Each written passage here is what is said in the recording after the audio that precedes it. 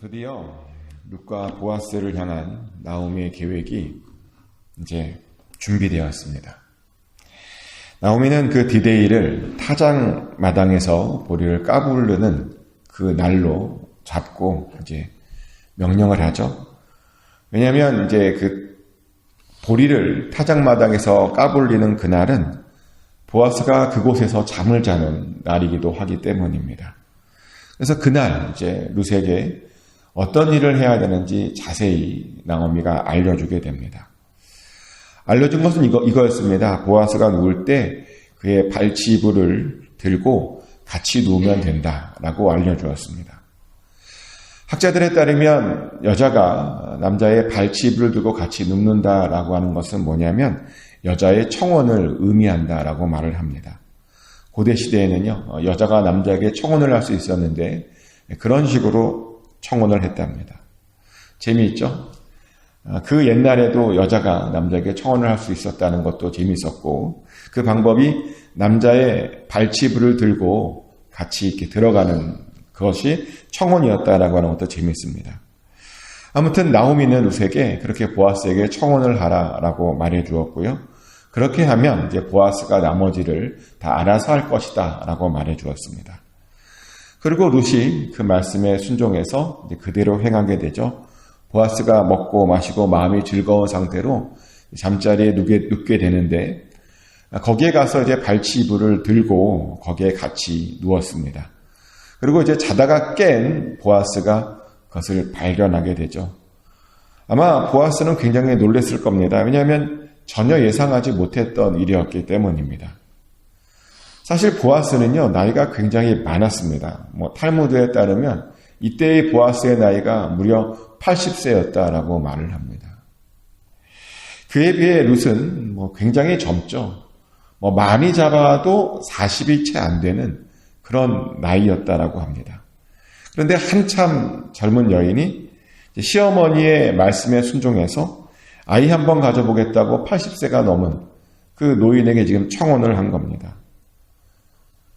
그래서 이제 그것을 보고 보아스가 그 속에서 하나님의 뜻을 깨닫죠. 그리고 자신이 무엇을 해야 하는지 알게 되었고요.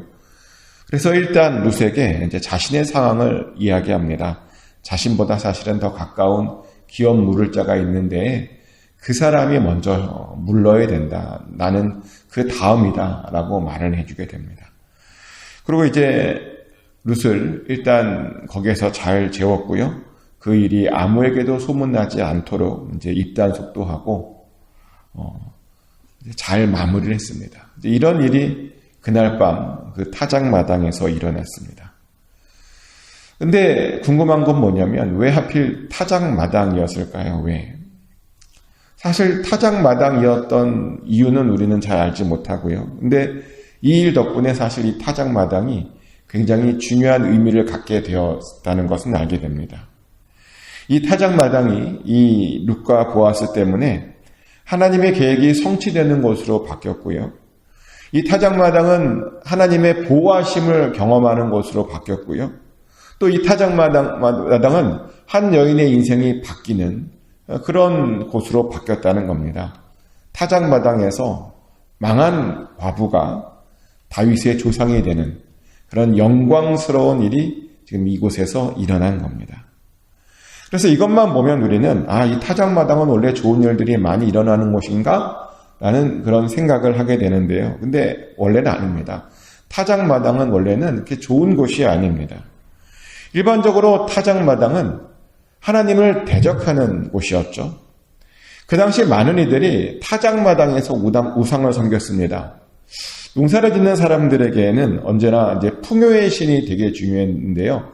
그 풍요의 신의 대표적인 신들이 누구냐면 바알과 아세라였죠. 그래서 타작 마당에는 바알과 아세라의 우상들이 항상 있었습니다. 그래서 하나님께서는 항상 타작 마당을 너무나 싫어하셨죠. 그리고 그런 장면들이 성경에 좀 나옵니다. 사무엘하 6장 6장에 보면 이런 말씀이 있습니다. 그들이 나곤의 타작 마당에 이르러서는 소들이 뛰므로 웃사가 손을 들어 하나님의 궤를 붙들었더니 아멘. 방금 읽어드린 말씀은 이제 다윗이 언약궤를 옮기던 중에 발생한 사건의 일부분인데요. 다윗이 언약궤를 이제 자기의 왕궁에 가지고 오고 싶어 하죠. 그래서 언약궤를 이제 소가 이끄는 수레에 잘 싣고 나곤의 타작마당까지는 잘 오게 됩니다. 근데 나곤의 타작마당에서 갑자기 소가 뛰어서 웃다가 잡다가 죽는 일이 발생하게 되죠.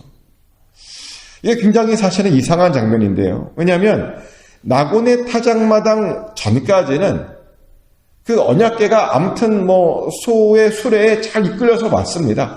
그 타작마당 전까지는 아무런 일도 있지 않았다는 겁니다. 그런데 갑자기 타작마당을 지날 때요, 갑자기 소가 뛴 것이죠. 그리고 그 심판이 일어난 겁니다. 왜 그렇게 됐는가? 타작마당은 일반적으로 하나님의 심판이 일어나는 곳이었기 때문입니다. 그런 비슷한 장면이 사무엘하에 또 나옵니다. 사무엘하 24장 16절 17절에는 타작마당과 관련된 이런 이야기가 나옵니다. 천사가 예루살렘을 향하여 그의 손을 들어 멸하려 하더니 여호와께서 이 재앙 내리심을 뉘우치사 백성을 멸하는 천사에게 이르시되 족하다 이제는 내 손을 거두라 하시니 여호와의 사자가 여부스 사람 아라우나의 타작마당의 곁에 있는지라 다윗이 백성을 치는 천사를 보고 곧 여호와께 아뢰어 이르되 나는 범죄하였고 악을 행하였거니와 이 양 무리는 무엇을 행하였나이까 청하건대 주의 손으로 나와 내 아버지의 집을 치소서 하니라. 아멘. 이게 어떤 장면이냐면 이제 다윗이 인구조사라고 하는 굉장히 중요한 어마어마한 죄를 저지르죠. 그래서 그 인구조사 때문에 전염병이 내리게 됩니다. 그리고 그 전염병으로 사흘 만에 7만 명이나 죽었다고 하죠. 근데 너무 많이 죽어서요. 이제 하나님께서 그 전염병을 그치게 되는데, 근데 그치는 그 순간에 그 전염병을 가지고 사람들을 죽이러 다녔던 그 천사가 어디에서 있는 것을 목격하게 되냐면, 아리우나의 타작마당에서 사람들을 죽이고 있는 것을, 죽이려고 하는 것을 이제 목격하게 됩니다. 역시 타작마당이 하나님의 심판의 장소로 그렇게 쓰임 받았다는 겁니다. 그런 곳이에요. 타작마당은 원래 하나님의 심판이 있고 그런 곳이었습니다. 근데 룻과 보아스의 타작마당은 그렇지 않았다는 겁니다. 룻과 보아스의 타작마당은요, 하나님의 계획이 성취되는 곳이었습니다. 하나님의 보호하심을 경험하는 곳이었습니다. 그리고 하나님의 은혜를 경험하는 곳이었고, 한 사람의 인생이 변화된, 요즘 같으면 그 교회 같은 곳이 된 겁니다. 타작마당이었는데요, 하나님의 교회 같은, 그런 하나님의 성전 같은 그런 일이 이 타작마당에서 일어난 것입니다. 근데 어떻게 그렇게 될 수 있었던가? 그 이유는 룻과 보아스의 순종 덕분이죠. 한번 생각해 보세요. 룻의 입장에서 보면 보아스와 결혼하는 것이 좋을까요? 여러분들은 부자니까 룻이 수제 맞았네 이런 생각하십니까? 아니요. 나이 많았습니다. 그리고 미드라시에 따르면요, 이 보아스가 룻과 결혼한 후에 얼마 있다가 죽었대요. 나이가 너무 많아서. 굉장히 나이 많은 그런 사람이었습니다. 그런데 룻은요, 시어머니가 발견한 그 하나님의 뜻과 계획을 따라 그 말에 순종했죠. 그래서 그런 순종으로 그 일을 했습니다. 근데 보아스도 마찬가지였습니다. 룻과 결혼하는 보아스는 좋았을까요? 어떤 분이 그래요. 젊은 여자랑 사는데 좋지 않겠냐고. 아니요. 절대로 좋지 않습니다. 왜냐하면 이 결혼은요, 그냥 단순한 결혼이 아니라 그 룻의 인생과 그 룻을 통해서 태어날 그 아이까지 완전히 그 아이가 장성할 때까지 책임져주는 고엘 제도를 통한 그런 결혼이었기 때문입니다. 고엘 제도는요, 다른 결혼보다 굉장히 돈이 많이 드는 결혼입니다. 근데 말년에 그런 일을 지금 하게 된 겁니다. 하지만 보아스도요, 결국에는 순종을 했습니다. 하나님의 뜻에, 하나님의 계획에 순종했던 겁니다. 그런데 그런 순종이요, 그 타작마당이라는 하나님의 심판이 있는 곳을 하나님의 성전같이 하나님의 은혜가 있는 곳으로 바꾸게 되었다는 것이죠. 근데 가만히 보면요. 순종은 주변을 바꿔요. 순종은 아무리 안 좋은 것도 좋은 것으로 바꾸는 그런 효과가 있습니다. 뭐 주변만 바꿉니까? 사실 모든 것을 바꾸는 것이 순종입니다. 대표적인 순종이 예수님의 순종이잖아요. 예수님도 하나님께 순종했습니다. 뭐 첫 번째 순종은 뭐냐면 예수님께서 하늘 보좌를 버리고 이 낮고 낮은 곳에 인간의 몸으로, 그 연약한 인간의 몸으로 우리 가운데 오셨다는 것이죠. 하나님의 나라에서 살다가 이곳에 온다. 굉장히 힘든 일입니다. 한계를 가지고 산다라고 하는 것은 굉장히 불편한 겁니다. 게다가 정말 연약한 몸으로 오다 보니 인간에게 의지해야 되잖아요. 사람이 태어나면 몇 년 동안은 인간에게 의지해서만 자기의 생존을 할 수 있는 것입니다. 근데 하나님이 인간에 의지해서 몇 년을 살아야 했다는 것이죠. 굉장히 어마어마한 희생을 하신 것입니다. 근데 예수님께서요, 그 희생에 순종했던 것이죠. 또 예수님의 두 번째 순종은, 예수님은 사역할 때 보니까요, 절대로 자기가 원하는 것을 하지 않으셨더라고요. 자기가 하고 싶은 것을 하지 않았습니다. 자기가 보기에 좋은 것을 하지 않았습니다. 어떤 것만 했냐면요, 하나님께서 보여주신 것만 했습니다. 하나님께서 하신 것만 그대로 따라 했다는 겁니다. 그렇게 순종함으로 하나님의 나라가 이 땅 가운데 임하도록 했다는 겁니다. 또 예수님의 세 번째 순종은 결국에는 십자가를 지셨다는 것이죠. 예수님 십자가 지고 싶지 않으셨습니다. 그 잔을 제발 옮겨달라고 밤새도록 기도했잖아요. 안 지고 싶었던 겁니다. 원하지 않으셨습니다. 그런데요, 결국에는 순종해서 그 십자가를 지셨죠. 근데 십자가를 지시면서요, 정말 많은 고난을 받으셨습니다. 채찍에 온몸이 찢기셨고요. 못이 팔과 다리를 관통했습니다. 피를 너무 많이 흘렸고 십자가 위에서는 숨을 못 쉬어서 질식해서 돌아가셨습니다. 많은 분들이 잘 모르는데 십자가에 달리면 뭐 피가 많이 흘려서 죽는 것 아니냐 그러는데요. 아니요. 십자가에서 죽는 사람들의 일반적인 그 죽음의 원인은 질식사라 그래요. 질식사. 십자가에서 숨을 못 쉬어서 죽는 거래요. 이게 팔과 다리에 못이 박히다 보니까 폐를 잘 움직일 수가 없대요. 십자가에 달리면. 폐를 잘 움직이지 못하니까 숨을 못 쉬어서 헐떡거리다가 죽는 것이 십자가형이라는 겁니다. 그런데 예수님께서요, 십자가에 달리셔서 숨을 제대로 못 쉬고 거기에서 그렇게 돌아가셨습니다. 얼마나 고통스러웠을까요? 근데 그런 모든 고통에 순종하셨습니다. 그리고 그렇게 순종했더니 이 세상이, 이 죄 많은 세상이 하나님의 나라로 바뀌고 있습니다.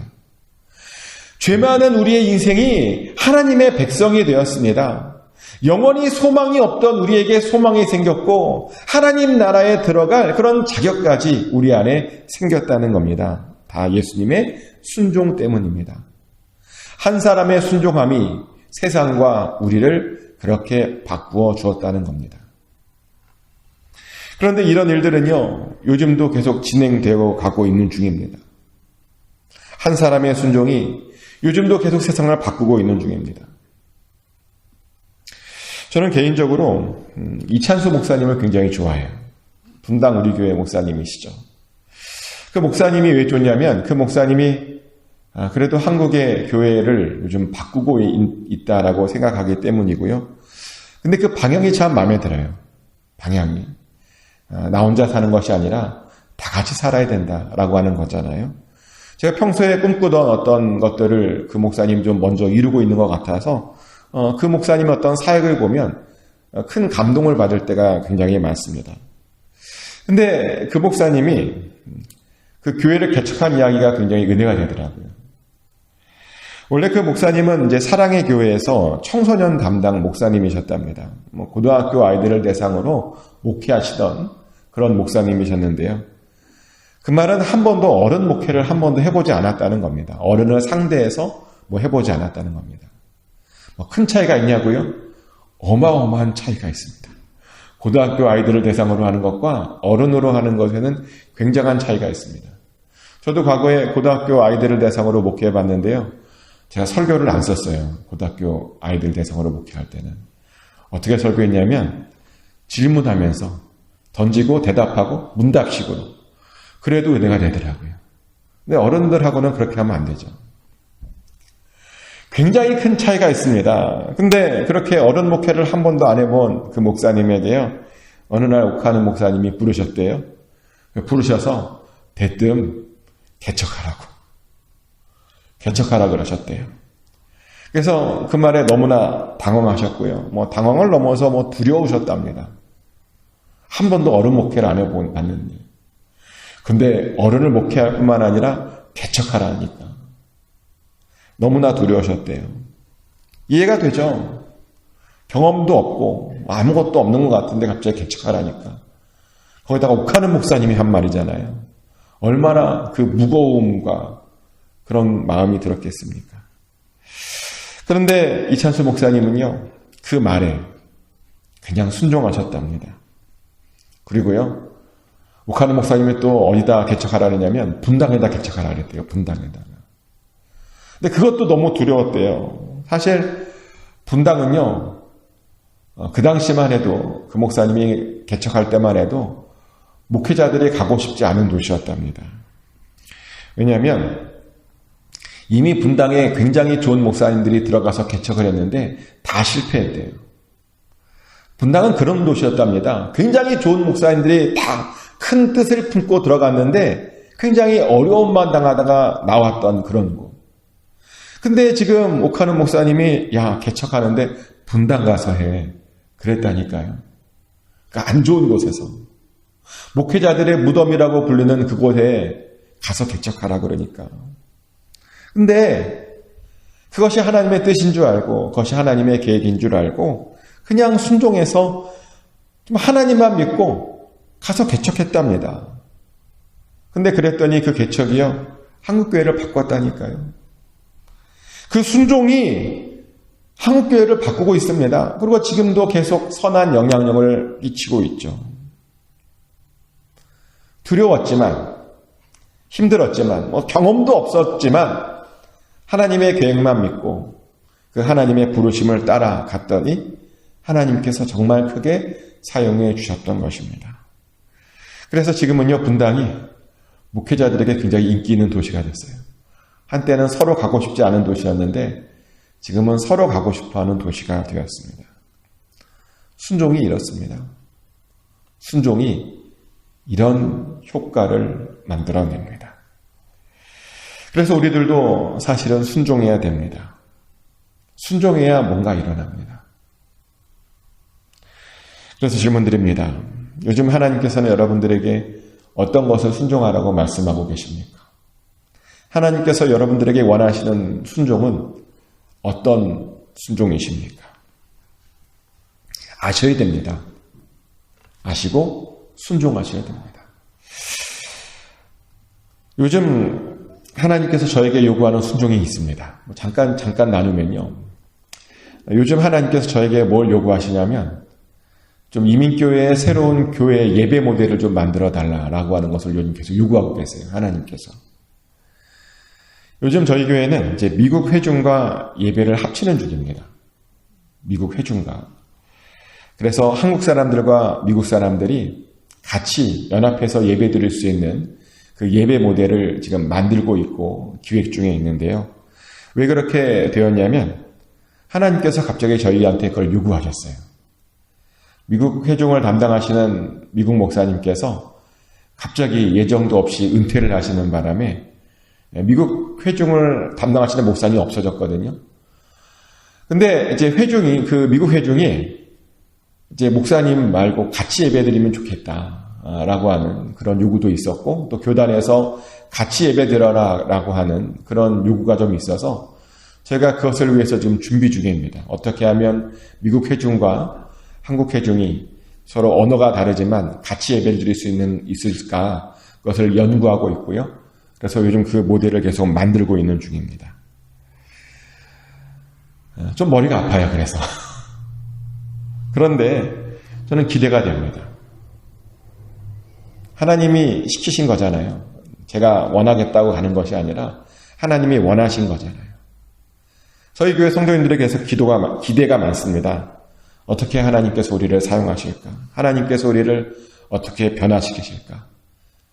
모든 성도님들과 제가 기대하고 또 기도하는 중입니다. 순종함으로 이 길을 잘 감당하려고 하는데요. 근데 여러분들도 그러셔야 됩니다.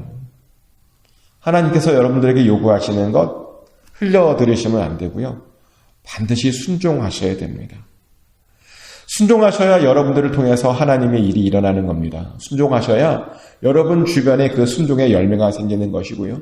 순종하셔야 또 여러분의 그 일이 하나님의 일이 될 수 있는 겁니다. 순종이 제사보다 낫잖아요. 꼭 기억하셔서 정말 잘 순종하심으로 여러분을 통해서 여러분의 그 순종을 통해서 여러분의 주변이 바뀌시길 축복합니다.